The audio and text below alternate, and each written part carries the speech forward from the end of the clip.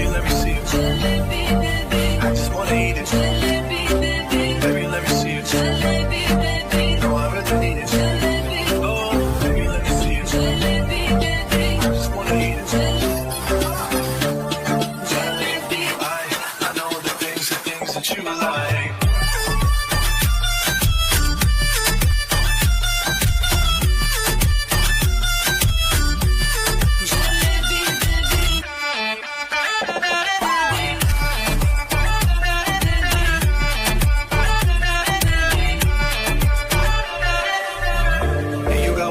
सोनिए मिठी गाना करके तू ना जा छट के रब तो मैं मंगा तेरा प्यार हानी है girl you know what I'ma say hey कोई आगे कोई पीछे कोई ऊपर कोई नीचे सब मुझसे पूछते हैं तू कौन देश से आई नाम jalebi baby jalebi baby jalebi by jalebi by উতলা মনে সুস্থিরতা নয়, অস্থিরতার প্রকাশ মেলে। মায়ের ক্ষেত্রেও তাই। তীব্র অস্থিরতায় কোচিং ক্লাসে মন ঠেকাতে পারল না। কেমন নিশ্চল চোখে তাকিয়ে আছে হোয়াইট বোর্ডের কালো লেখাগুলোর দিকে। একের পর এক লেসন বোঝাচ্ছে টিচার, আর মায়া শুধু সেদিকে অন্যমনস্ক হয়ে তাকিয়ে আছে। পাশে জুই, শ্রেয়া, নাদিয়া বসে। সবার মনোযোগ হোয়াইট বোর্ডে লেখার ওপর। থমথমে পরিবেশে উপস্থিত টিচারের লেসন বাক্য ছাড়া ক্লাসে কোথাও টুর শব্দ পর্যন্ত নেই। এমন নীরবতার মাঝে হুট করে উঠে দাঁড়ালো মায়া। অধ্যয়নরত শিক্ষককে উদ্দেশ্য করে বলল, স্যার আমার অসুস্থ লাগছে, আমি বাসায় যাব। মায়ের হঠাৎ কথায় ক্লাসে উপস্থিত সকল স্টুডেন্টের নজর পড়ল মায়ের ওপর। ততক্ষণ হোয়াইট বোর্ডের লেসন বোঝানো অধ্যয়নরত রহমান সাহেবও ঘাড় ঘুরিয়ে তাকালো মায়ের দিকে। মায়া তখন অসুস্থ মুখ ভঙ্গিমায় তাকিয়ে। জুই, শ্রেয়া মায়ের দুই পাশে বসে ওকে খোঁচালো। কি হয়েছে আকার ইঙ্গিতে জানতে চাইলো। মায়া তেমন কিছু বলল না, আর না তাকালো ওদের দিকে। একরোখা দৃষ্টিতে তাকিয়ে রইল রহমান সাহেবের দিকে, বেরিয়ে যাওয়ার সম্মতি পাওয়ার আশায়। হালকা ভ্রু কুঁচকে মায়াকে দেখলো রহমান সাহেব। মায়াকে অসুস্থ মনে হয় তিনি প্রশ্ন তুলে জানতে চাইল, কি সমস্যা? স্যার আমার খারাপ লাগছে, বেশ অসুস্থ ফিল করছি, ক্লাসে মনোযোগী হতে পারছি না, দুর্বলতা কাজ করছে শরীরে। মায়ের অসুস্থতা নিয়ে আর ঘাটলো না রহমান সাহেব। সহজ গলায় সম্মতি দিল মায়াকে যাওয়ার। আচ্ছা যাও। স্যারের পারমিশন পেতেই মায়া বই খাতা গুটিয়ে কাঁধে ব্যাগ চড়িয়ে বেরিয়ে গেল স্যারকে সালাম দিয়ে। জুই তখনও ক্লাসে বসে সন্দিহান দৃষ্টিতে মায়ের যাওয়ার দিকে তাকিয়ে। হুট করে মায়ের কি হলো বুঝতে পারল না সে। মায়া অসুস্থ হলে জুইকে কেন বললো না এতক্ষণ? কেনই বা অসুস্থ অবস্থায় জুইকে সঙ্গে না নিয়ে একাই চলে গেল? কিন্তু মায়াকে দেখে জুইয়ের মনে হচ্ছে না সে অসুস্থ। দিব্যি হেঁটে চলে যাচ্ছে। এমনকি যাওয়ার পূর্বে জুইকে একটু বলে পর্যন্ত গেল না। কিন্তু কেন? জুই বুঝলো না মায়ের মন খারাপের বিষয়টি। শুধু মায়াকে ক্লাস হতে বেরিয়ে যেতে দেখলো। কোচিং ক্লাস শেষ হতে আরো 1 ঘন্টা বাকি। আপাতত এই 1 ঘন্টা জুই বাকি ক্লাসগুলো শেষ করে নিক, তারপর না হয় বাড়িতে গিয়ে জেনে নেবে মায়ের আজ ক্লাস না করার কারণ কি। এমনি তো মায়ের হাব ভাব ভালো না। বড় কিছু হওয়ার আগে বাসায় গিয়ে যেভাবেই হোক আরিফের কানে তুলতে হবে বিষয়টি। ক্লাস পুনরায় কন্টিনিউ হতেই জুই সেদিকে তাকিয়ে মনোযোগী হলো। মায়া ততক্ষণে কোচিং সেন্টারের বিল্ডিং হতে বেরিয়ে রাস্তায় নামলো। এদিক সেদিক তাকিয়ে হাঁটা ধরলো রাস্তার দিকে। আজ আর অটো রিক্সা কিছুই দিল না, কারণ সামনে ওর বিশেষ একটা কাজ আছে। আর এই কাজের জন্যই তো মায়া স্যারকে মিথ্যে বলে ক্লাস মিস দিল। আসলে মিথ্যে নয়, সত্যি মায়া অসুস্থ, তবে শারীরিকভাবে নয়, মানসিকভাবে। সেই মানসিক যন্ত্রণার জন্য মায়ের কোনো কিছুতেই মন টিকছে না। মায়া ফুটপাত ধরে হেঁটে হেঁটে রাস্তার মোড়ে আসলো। অনুসন্ধান চোখে এদিক সেদিক তাকালো। আজ দুপুরে তো হৃদের সঙ্গে মায়ের এখানটায় দেখা হয়েছিল। এখন আসিফদের এদিকটায় কোথায় পাওয়া যাওয়ার কথা? মায়া হেঁটে আরো একটু এগোলো সামনে। আশেপাশে হৃদ বা আসিফ কাউকেই দেখতে পেল না। যে রেস্টুরেন্টে মায়া দুপুরে বসে হৃদের সঙ্গে কথা বলছিল, সেখানটাতেও হৃদ বা তাদের কোনো লোক দেখা যাচ্ছে না। মায়ের হতাশায় বুক ভারী হলো। মনে মনে আবারও একবার মায়া নিজেকে শুধালো। এই ভেবেছে তখন মায়ের ওইভাবে হৃদের কথায় রেগে গিয়ে রিয়াক্ট করা উচিত হয়নি। মায়া তো শুরু থেকে জানতো হৃদ খান যে তেড়া স্বভাবের, মায়াকেও অপছন্দ করে। এমন অপছন্দের মানুষকে সাহায্য করতে গিয়ে যে হৃদ খান মায়াকে একটু একটু অপমান করবে, সে কথা মায়ের মাথায় আগেই রাখা দরকার ছিল। তাছাড়া প্রয়োজনটা ছিল মায়ার, হৃদের নয়। তাই ব্যবহারে নমনীয়তা মায়ের মাঝে রাখা দরকার ছিল। হৃদ খানের কথায় রেগে না গিয়ে। ভুল মায়ের হয়েছে, সাহায্য মায়ের দরকার হৃদ খান থেকে। এখন মায়ের হৃদ খানকে সরি বলে আবার সুন্দর করে বুঝিয়ে বলবে মায়ের নিখোঁজ স্বামীকে খোঁজা কতটা দরকার। এই জন্যই তো ক্লাস মিস করে হৃদের সঙ্গে দেখা করবে বলে বের হয়ে এসেছে সে। মায়া আবারও ঘাড় ঘুরিয়ে এদিক সেদিক তাকালো অনুসন্ধান চোখে। আশেপাশে কাউকে দেখতে না পেয়ে আরো একটু সামনে এগোলো। মায়ের দৃষ্টি তখনও এলোমেলো হৃদকে খুঁজতে, কিন্তু হঠাৎই দেখা হলো সিনিয়র ভাই রিফাতের সঙ্গে।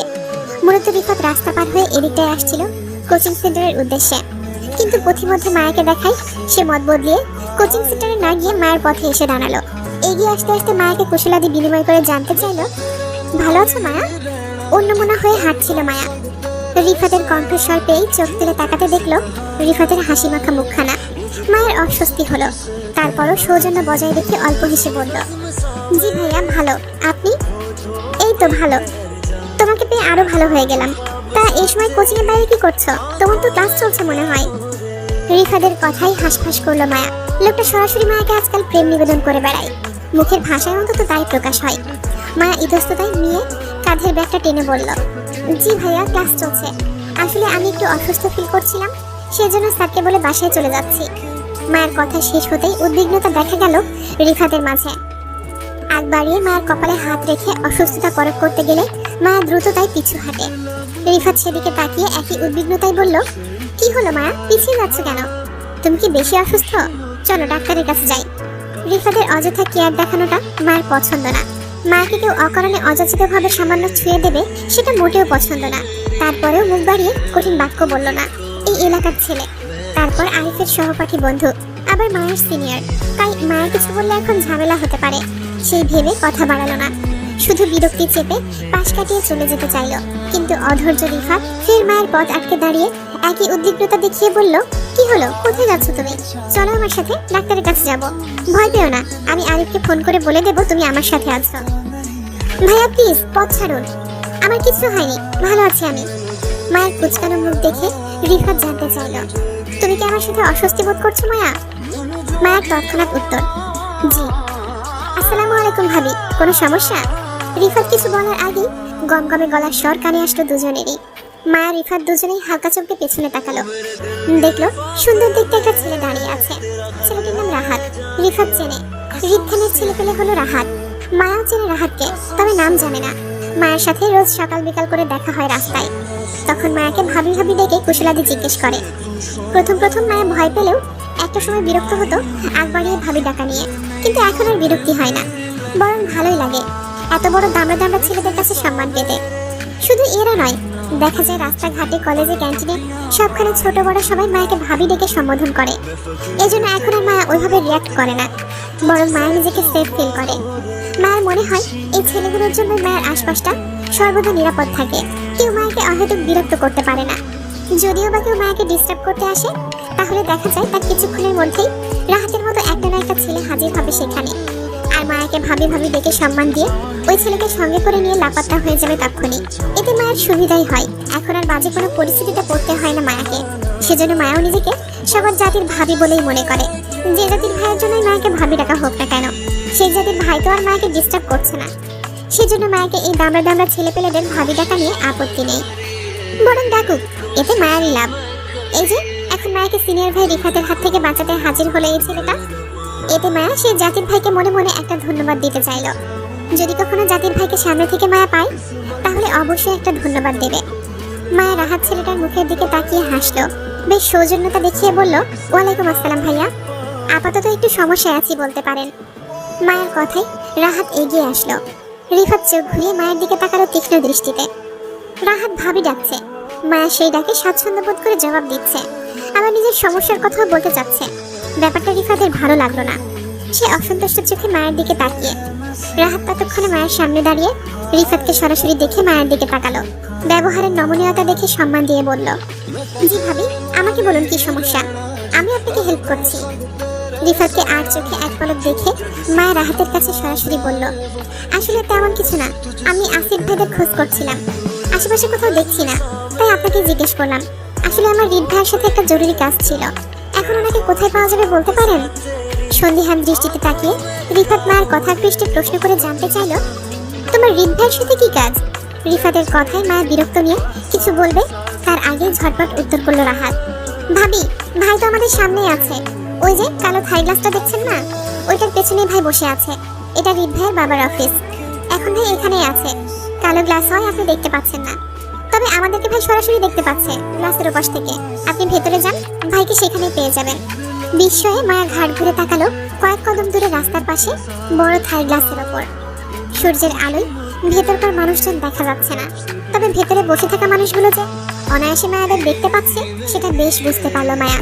হঠাৎ মায়ের ধ্যান ভাঙলো রাহাতের পরবর্তী কথায়। রাহাত এগিয়ে এসে রিফাতের এক বাহু জাপটে ধরতে ধরতে বলল, আরে রিফাত ভাই, তোমার সাথে অনেকদিন ধরে গল্প করা হয় না, তুমি চলো আমার সাথে, আজ আড্ডা দেবো। এখানে দাঁড়িয়ে কি করবে, চলো চলো। রাহাত কথাগুলো বলতে বলতে রিফাতের হাত টেনে টুনে জোরপূর্বক নিয়ে গেল নিজের সাথে। রিফাত তখনও মায়ের দিকে তাকিয়ে বলছে নিজের খেয়াল রাখতে। মায়া রাহাত চলে যাওয়ার দিকে তাকিয়ে মনে মনে কৃতজ্ঞতা প্রকাশ করলো। চাপা শ্বাস ছেড়ে কাঁধের ব্যাগটা আরো একটু টেনে ফুটপাত ছেড়ে কয়েক কদম এগিয়ে দাঁড়ালো থাই গ্লাসের দরজার সামনে। মায়া টোকা দেওয়ার আগেই ভেতর থেকে আসিফ দরজা খুলে 32 পাটি দাঁত দেখিয়ে হাসলো। মায়া আসিফের হাসি মুখখানার দিকে তাকিয়ে বলল, ভাইয়া আপনাদের সাথে কথা ছিল, রিদ ভাইয়া কি ভেতরে আছেন? জি আপু, আসেন। আসিফ দরজা ছেড়ে দাঁড়াতেই মায়া পাশ কাটিয়ে ভেতরে ঢুকতেই মুখোমুখি হলো হৃদের তীক্ষ্ণ প্রখর দৃষ্টির সঙ্গে। কেমন একঘেয়েমি কটকট চোখে তাকিয়ে মায়ের দিকে। মায়া হৃদের শক্ত দৃষ্টিতে থতমত খেয়ে বসলো। ভাবলো অসময়ে চলে আসায় হয়তো হৃদ রেগে গেছে, কিন্তু মায়ের কথাটা বলা জরুরি, এটা ভেবেই নিজেকে সাহস দিল। কয়েক কদম হেঁটে হৃদের টেবিলের সামনে দাঁড়াতে দাঁড়াতে সালাম দিয়ে বলল, আসসালামু আলাইকুম ভাইয়া। হৃদ উত্তর করলো না, বরং দৃষ্টিতে আরো তীক্ষ্ণতার তেজ বাড়লো। মায়ের মুখটাও কেমন শক্ত চোয়ালে দেখলো হৃদ। মায়া বুঝলো না হৃদ হুটহাট রেগে যাচ্ছে কেন, মায়ের অনাকাঙ্ক্ষিত উপস্থিতিতে নাকি অন্য কোনো কারণ। হয়তো মায়ের অসময়ে উপস্থিতির জন্য বিরক্ত। দুপুরের দিকে তো হৃদ মায়াকে অপমান করেছিল, আর তাতে রেগে রেগে পাল্টা জবাবও দিয়েছিল মায়া। আর হৃদ খানের সাহায্য চাইবে না বলে কড়া কথাও শুনিয়েছিল। কিন্তু আবার মায়াকে হৃদ খানের দুয়ারে আসতে দেখে হয়তো মায়ের উপর রেগে যাচ্ছে। মায়া হৃদের রাগ শান্ত করতেছে, হাসফাস করে মিনমিন গলায় বলে উঠল, আই এম সরি ভাইয়া, আসলে আমার তখন আপনার সাথে ওইভাবে রেগে কথা বলা উচিত হয়নি, আমার ভুল হয়েছে, এজন্য আমি আবারও সরি, আমাকে ক্ষমা করে দিন ভাইয়া। মায়ের কথার মাঝেই শোনা গেল হৃদের শক্ত তেজি গলার স্বর, আসিফ বাইরে যা। জি ভাই। মায়ের চোখকে পিছনে তাকাতেই দেখলো আসিফ ততক্ষণে দরজার বাইরে চলে গেছে এবং থাই গ্লাসটা টেনে বাহির থেকে বন্ধ করে দিচ্ছে। মায়া ঘাবড়ে সামনে হৃদের দিকে তাকালো। হৃদ তখনও মায়ের দিকে একইভাবে তাকিয়ে আছে। মায়ের তাকানোতে চোখাচোখি হলো দুজনের। মায়ের দৃষ্টি নত করলো, ভয়ার্ত মুখে আর চোখে আশেপাশে তাকালো। বিশাল অফিস কক্ষ জুড়ে মায়া আর হৃদ ছাড়া অন্য কেউ নেই। মায়ের হঠাৎ অজানা ভয়ে গলা শুকিয়ে এলো। একা একটা মেয়ে হয়ে একটা ছেলের সঙ্গে এভাবে দেখা করতে চলে আসাটা মায়ের ঠিক হয়নি ভেবে আরো ভয়ার্ত হলো। এখন চলে যাওয়াটা মায়ের ঠিক হবে কিনা তাও ভাবলো। যদি হৃদের মতিগতি মায়ের নিকট ভালো না থাকে তাহলে টেবিলের উপর কাঁচের গ্লাস দিয়ে হৃদের মাথা ফাটাবে বলে মনে মনে ঠিক করেও নিল। ভয়ার্ত ভাবুক মায়ের ধ্যান ভাঙে হৃদের গলার স্বরে, আমার রুচিতে পচা ধরেনি যে আপনার প্রতি ইন্টারেস্ট দেখাবো, অহেতুক ভয় পাওয়া বন্ধ করেন। হৃদ খানের টেস্ট এত নিচু নয় যে আপনার মতন মেয়ের প্রতি রুচি দেখাবো, যার স্বামী থাকা সত্ত্বেও রাস্তায় বয়ফ্রেন্ড নিয়ে ঘুরে বেড়ায় এমন একাধিক পুরুষে আসক্ত নারীরা। আর যাই হোক, হৃদ খানের রুচিতে অন্তত পড়ে না তারা। হৃদের কথায় অপমানে মায়ের গায়ে কাঁটা দিয়ে ওঠে রাগে। মায়া একাধিক পুরুষে আসক্ত নারী, এমন অপমানজনক কথা মায়াকে ওর জীবনে কেউ বলেনি। ঘৃণায় মায়ের শরীর জ্বলে উঠল। এত সময় ধরে হৃদ খানকে নিয়ে মনের ভেতরকার অজানা ভয়টা যেন মুহূর্তেই কেটে গিয়ে তীব্র রাগ ভর করলো মায়ের শরীরে। কিন্তু তারপরও বোকামি করলো না, আর না দুপুরের মতো রেগেমেগে আগুন হয়ে হৃদকে অযাচিত কিছু বলতে চাইলো না, যেটা মায়ের জন্য এই মুহূর্তে ভালো হবে না বলে মনে করলো। কারণ মায়ের হৃদের থেকে সাহায্য চাই, তাই ব্যবহারে নমনীয়তা মায়ের দরকার। হৃদ খান তো তার তেড়া স্বভাব দেখাবেই, সেটাই স্বাভাবিক। কিন্তু মায়াকে আপাতত নিজের আত্মসম্মান সাইডে রেখে হৃদের সঙ্গে ভদ্র ভাষায় কথা বলতে হবে। তবে একবার যদি মায়া নিজের নিখোঁজ স্বামীর খোঁজ পেয়ে যায় হৃদের কাছ থেকে, তবে এ জীবনেও আর সে হৃদ খানের দ্বারে আসবে না। তখন হৃদ খান তার রাস্তায় আর মায়া ওর নিজের রাস্তায়। মায়া নিজের রাগ চেপে স্বাভাবিকভাবেই হৃদের শক্ত হয়ে থাকা মুখটার দিকে তাকিয়ে এগিয়ে এসে ধূপ করে হৃদের মুখোমুখি হয়ে টেবিলের চেয়ারটা টেনে বসলো। কাঁধের ব্যাগটা টেবিলের উপর রাখতে রাখতে হৃদের কথার পৃষ্ঠে সৌজন্যের হাসি বজায় রেখে বলল, কি যে বলেন না নেতা সাহেব, কোথায় আপনি আর কোথায় আমি? আপনি হলেন একজন অসাধারণ টাকা পয়সাওয়ালা বড়লোক মানুষ, আর আমি হলাম অতি সাধারণ একজন দরিদ্র পরিবারের মেয়ে। আপনার রুচিতে আমাকে করলে হবে বলুন তো? আপনার সাথে আমার যায়? আমার সাথে যায় আমার লেভেলের কোনো মধ্যবিত্ত পরিবারের অতি সাধারণ কোনো যুবককে। আমার ধরার হলে সেই টাইপের কাউকেই ধরবো। আপাতত আপনার ইন্টারেস্টে আসার মতো স্পর্ধা দেখাবো না। আচ্ছা যাই হোক, আপনাকে একটু জ্বালাতে চলে আসলাম, যদিও আমার উপস্থিতিতে আপনি বিরক্ত বোধ করছেন। তারপরও এই মুহূর্তে আপনাকে ছাড়া আমি আর দ্বিতীয় কোনো অপশন খুঁজে পাচ্ছি না। এজন্যই বাধ্য হয়ে চলে আসলাম। আসলে আপনার কাছে আমার গোপনীয়তার বিষয়টি ইতিমধ্যেই প্রকাশ পেয়ে গেছে, যেটা আপনি ছাড়া আমার পরিবারের বড়রাও আর কেউ জানে না। সেজন্য আপনাকে ছাড়া এই মুহূর্তে আমি দ্বিতীয় কোনো পথ দেখছি না যে আমাকে আমার নিখোঁজ স্বামীর সন্ধান দিতে পারে। আপনার তো অনেক ক্ষমতা, অনেক দাপট, আপনি চাইলেই আমার সমস্যাটি সহজে সমাধান করে দিতে পারেন। আসলে আমার এত তাড়ার কারণ হচ্ছে, ওই যে তখন আপনি এই থাই গ্লাস দিয়ে রাস্তায় আমাকে একটা ছেলের সাথে দেখছিলেন না, ওনার নাম রিফাত, আমার বয়ফ্রেন্ড। লোকটা আমাকে প্রচুর ভালোবাসে, বিয়ে করতে চায়, কিন্তু আমি করতে পারছি না। আসলে আমি আটকে আছি আমার অনাকাঙ্ক্ষিত বিয়েটার জন্য। স্বামীকে না চেনার কারণে তাকে ডিভোর্সটাও দিতে পারছি না। আর মেয়েদের তালাক না হলে তো দ্বিতীয় বিয়ে করা যায় না, সেটা তো আপনি জানেনই ভাইয়া। তাই প্লিজ আমার দুপুরের কথাগুলো আপনি মনে রাখবেন না। ছোট বোন বা বিয়ান হিসেবে মাফ করে দিয়ে আমাকে একটু সাহায্য করুন প্লিজ। আমার ওই লোকটাকে, মানে আমার যার সাথে বিয়ে হয়েছিল, তাকে খুঁজে পাওয়াটা খুব দরকার। প্লিজ ভাইয়া, আপনি আমার প্রয়োজনটা বুঝে লোকটাকে খুঁজে দিন না। মায়ের কথাগুলো শেষ করতেই টেবিলের উপর থাকা পানির গ্লাসটা হাতে নিয়ে এক চুমুকে সবটা শেষ করে আওয়াজ তুলে টেবিলে রেখে ফের তাকালো হৃদের দিকে। মুহূর্তেই চোখাচোখি হলো হৃদের শীতল দৃষ্টিজোড়ার সাথে। এতক্ষণের শক্ত রাগী চোয়ালটা আর নেই হৃদের, কেমন ঠান্ডা আর শীতল দৃষ্টি মেরে তাকিয়ে আছে মায়ের দিকে। মায়ের হৃদের হুটহাট মুড পরিবর্তন হওয়ার কারণটা বুঝলো না। লোকটা এই রেগে যায় তো এই শীতল। হৃদ হঠাৎ রেগে গেলেও যা বোঝা যায় এখন তাণ্ডব হবে, কিন্তু একদম শীতল হয়ে গেলে আরো ভয় লাগে। তখন মায়ের মনে হয় ঠান্ডা মাথায় হৃদ খান আরো ভয়ানক। এবার আল্লাহ জানে এই লোক মায়ের সাথে আবার উল্টাপাল্টা কিছু করে না বসে। ভালোই ভালোই মায়ের ঝামেলাটা মিটে গেলেই কেটে পড়বে সে। এই হৃদ খানকে চিনে বলে জীবনে দাবিও করবে না, মুখোমুখি হওয়া তো দূর। এমনি স্বামীর খোঁজে দিশেহারা হয়ে মায়া কতগুলো মিথ্যে কথা বললো রিফাত ভাইকে জড়িয়ে। এবার যদি হৃদ খান মায়ের মিথ্যা তাড়া দেওয়াটা বুঝে অন্তত ওর নিখোঁজ স্বামীর খোঁজটা এনে দেয়, তাহলে মায়া আর সামনে পড়তে চাইবে না এই হৃদের। প্রতিবারই হৃদ খানের অপমানগুলো ভীষণ গায়ে লাগে মায়ার। তাছাড়া মায়া এতদিনেও বুঝতে পারলো না হৃদ খানের মতো লোক কেন শুধু শুধু মায়ের পেছনে পড়ে মায়াকে অকারণে অপমান করে বেড়ায়। কি এমন শত্রুতা হৃদ খানের সাথে মায়ার, যার জন্য এমন করে? কই, জুই, শ্রেয়া বা অন্য কোনো মেয়ের সাথে তো মায়ের হৃদ খানকে কথা বলতেও দেখে না। এমনকি মায়ের বোন জুই পাশাপাশি হৃদের আত্মীয় হয়। কই, জুইয়ের সাথে তো আজ পর্যন্ত হৃদ খানকে মুখ খুলে একটা কথা বলতেও দেখলো না। সেখানে শুধু মায়ের সঙ্গে কথাও বলে, আবার অপমানিতও করে। আজব, জানে মারা পড়বে মনে হয়। ভাবুক মায়ের ধ্যান ভাঙলো হৃদের নিটাও খাপছাড়া কথায়। চমকে উঠে তড়াক করে তাকালো হৃদের শান্ত মুখটার দিকে। কে জানে মারা পড়বে? বিষয়টি বোধগম্য না হওয়ায় মায়ের হৃদকে প্রশ্ন করলো তখনই, কে মারা পড়বে? আপনার বয়ফ্রেন্ড। মানে কেন? হৃদ মায়ের উত্তেজনাকর বাক্যের উত্তর করলো না। অযাচিত কথা বলে মাথাটা আর গরম বানাতে চাচ্ছে না হৃদ। তার যা করার সে এমনি করে নেবে। এই মহিলাকে বলে আর লাভ নেই। বয়ফ্রেন্ড জুটিয়ে রাস্তায় দাঁড়িয়ে প্রেম করাটা না হয় সে পরে দেখে নেবে। আপাতত এই মহিলাকে একা পেয়ে এই মুহূর্তে হাতছাড়া করবে না হৃদ। সুযোগের সদ্ব্যবহার সেও করবে। কাল রাত অবধি হৃদের মনে হয়েছিল বউ তার প্রেমে দিশেহারা হয়ে তাকে খুঁজছে, কিন্তু আজ দুপুর থেকে মনে হচ্ছে বিষয়টা উল্টো। তার ধারণা হয়তো ভুল ছিল, বউ তাকে ভালোবেসে খুঁজছে না, বরং ডিভোর্সের আশায় তাকে চায়। আবার বলছে বয়ফ্রেন্ডকে বিয়ে করবে। এই বিষয়টা যে হৃদের কোথায় গিয়ে আঘাত করছে সেটা কাকে বোঝাবে হৃদ? হৃদ মায়ের মতিগতি বুঝতে চেয়ে আর শক্ত হলো না, বরং শান্ত গম্ভীর থাকলো। হুট করে বসা চেয়ারে গা এলিয়ে টেবিলের উপর থাকা ছোট কিউব বলটা হাতে নিয়ে খেলতে খেলতে প্রসঙ্গ পাল্টিয়ে মায়ের উদ্দেশ্যে বলল, আপনার স্বামীর খোঁজ দিলে আমার লাভ কি? আমি কি পাবো? হৃদের নির্দ্বিধায় আবদারে থতমত খেয়ে গেল মায়া, খানিকটা লজ্জাও পেল। আসলে তো হৃদ খান কি আর এমনি এমনি মায়াকে ফ্রিতে কাজ করে দেবে? অবশ্যই কাজের বিনিময় লাগবে। তাহলে মায়া কেন এতক্ষণ যাবত টাকা পয়সার কথা ভাবেনি? কেন মায়ের মাথায় আসেনি দুনিয়াতে ফ্রি কোনো কিছুই হয় না টাকা ছাড়া? ভাবলেও বা কি, মায়ের কাছে তো টাকা পয়সা নেই। হৃদ যদি মায়াকে সাহায্য করতে চেয়ে মোটা অঙ্কের টাকা চায়, তাহলে মায়া কি করে দেবে? কিভাবে জোগাড় করবে এতগুলো টাকা? আমার কাছে তো এই মুহূর্তে টাকা নেই। তবে আপনি আমাকে বলুন কত টাকা দিতে হবে আপনাকে, আমি টাকা জোগাড় করে দিয়ে দেবো দ্রুত। বাকি কাজ ফাঁকি। বাকি শব্দটা আমার ডিকশনারিতে নেই। যা দেওয়ার নগদে দিবেন, তারপর কাজ হবে। মায়া বেশ অসহায় বোধ করলো টাকা না থাকায়, সাথে বেশ অপমানিতও হলো। কত টাকা চাই হৃদের সেটাও মায়া বুঝতে পারছে না। তবে হৃদের মতিগতি বলছে সে অনেক টাকা চাইবে মায়ের কাছে। মায়া এত টাকা জোগাড় করবে কোথায় থেকে? কত চাই আপনার? আমার তো অনেক কিছুই চাই, আপনি কত দিতে পারবেন সেটা বলেন। আপনি বলুন। 2 লাখ। মায়া চোখকে চোখ বড় বড় করে হৃদের দিকে তাকায়। এত টাকা মায়াকে বিক্রি করলেও পাওয়া যাবে না। সামান্য একটা লোকের তথ্যের জন্য 2 লাখ টাকা চাইছে এই লোক। আল্লাহ, মায়া এতক্ষণে বুঝতে পারছে এসব নিরাফেতারা মায়ের মতো অসহায় মানুষের দুর্বলতার সুযোগ নিয়ে টাকা উসুল করে টাকার পাহাড় বানাচ্ছে। আর কিচ্ছু না, সামান্য একটা মানুষের তথ্যের জন্য এত টাকা চাই।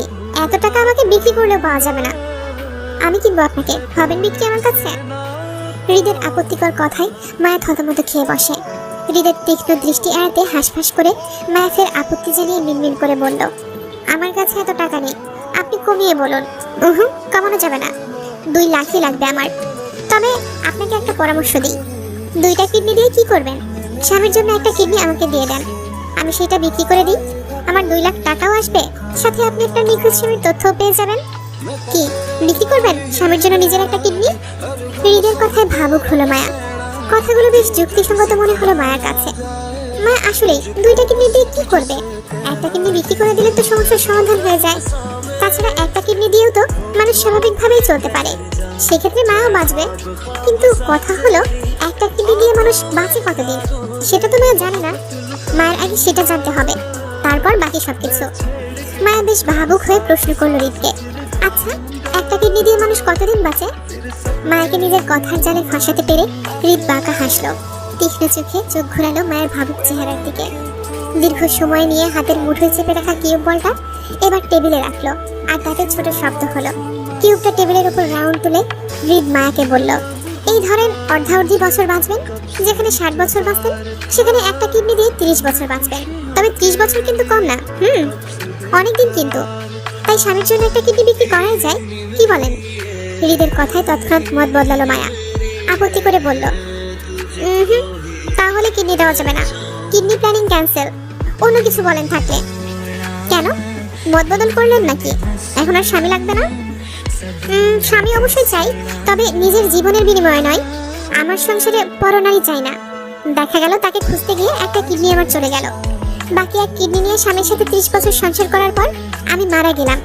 সে বাকি 30 বছর পার করার জন্য ধেই ধেই করে আরেকটা বিয়ে করে নেবে, আর আমি যে তার জন্য জীবন দিলাম সেটা দেখবে না। সব পুরুষ মানুষ একই হয়, তাদের বুড়ো বয়সেও কুড়ার ডাক দেয়। তার জন্য স্বামীদের বিশ্বাস করতে নেই, আমিও করব না। সেজন্য অল্পতে আমাকে মরলে চলবে না। আমি মরলে আমার জায়গায় তার জীবনে ঠিক আরেকজনের জায়গা হবে। আমি যে তাকে খোঁজার জন্য নিজের আয়ুকাল কমালাম সেটা তো আর দেখবে না, বরং সে দেখবে তার নতুন বউ, এবং আমাকে ভুলে দিব্যি সুখে সংসার করবে। আর সমাজ দেখানো অজুহাত দেবে আমাদের ইসলাম শরীয়তে 4টা বিয়ের বিধান আছে বলে। সেজন্য তার বউ নেই বলে সে আর একটা বিয়ে করেছে। আমি জীবিত থাকা অবস্থায় 2য় বিয়ে করেনি এমন বলে আলগা পীড়িত দেখাতে পারে। এজন্য কিডনি প্ল্যানিং ক্যান্সেল। এর চেয়ে ভালো আমি বরং 2টা কিডনি নিয়ে জীবিত থেকে স্বামীর উপর নজর রাখি, মরে গেলে তো সব শেষ। মায়ের লম্বা চওড়া কথায় হৃদ হতভম্ব হয়ে গেল। সে কখনো ভাবেনি মায়া এতটা গভীরে ভাবে। দুজনের পরিচয় এখনো হয়নি, অথচ না দেখে হৃদকে সন্দেহের তালিকায় ফেলে দিল তার বউ। তাছাড়া এই মেয়ের কথা স্পষ্ট, সে স্বামীর সংসার করতে চায়। হৃদ কি বাজিয়ে দেখবে একটু? সংসার করতে চাও? অন্য মনস্ক হওয়ায় হৃদের কথা প্রথমবারে বুঝলো না মায়া। জি, সংসার করতে চান স্বামীর সাথে? মায়া হাঁসফাঁস করে দৃষ্টি ঘোরালো হৃদ থেকে। হৃদ মায়ের দিকে তীক্ষ্ণ দৃষ্টিতে তাকিয়ে থেকে বুঝলো মায়ের হৃদকে উত্তরটা দিতে সংকোচ বোধ করছে। সেজন্য হৃদ মায়াকে অভয় দিয়ে বলল, নির্ভয়ে বলেন, আমি কাউকে বলবো না। মায়ের ছোট সম্মতিতে হৃদের ভেতর কাঁপলো। সেই কম্পন শক্তপোক্ত হাতেও দেখা গেল। তার তোপে হাতের মুঠে থাকা বলটা বেখেয়ালি ছুটে ফ্লোরে পড়লো শব্দ করে। হঠাৎ শব্দে কেঁপে উঠল মায়া। বলটা ঘুরতে ঘুরতে কক্ষের একপাশে গিয়ে ঠেকলো। মায়া সেদিকে এক পলক তাকিয়ে হৃদের দিকে তাকাতেই চোখাচোখি হলো হৃদের ঘোলাটে অদ্ভুত দৃষ্টির সাথে। মায়ের শরীর কাঁটা দিল হৃদের অদ্ভুত দৃষ্টিতে চোখাচোখি হতেই। মায়া দৃষ্টি নত করলো। হৃদ সেভাবেই জিজ্ঞেস করলো, আপনি যে বললেন আপনার স্বামী পূর্ব বিবাহিত, উনি মিথ্যে বলেছেন আমায়, ওনার কোনো বউ নেই। কি করে বুঝলেন? আমার বিশ্বাস সে বিবাহিত না। আপনার বিশ্বাস তো মিথ্যেও হতে পারে। হবে না। এত কনফিডেন্স? না, আত্মবিশ্বাস। লোকটা যদি খারাপ হয় তো? খারাপ ভেবেই তো গ্রহণ করেছি তাকে। হৃদ আর কিছুই বলতে পারলো না।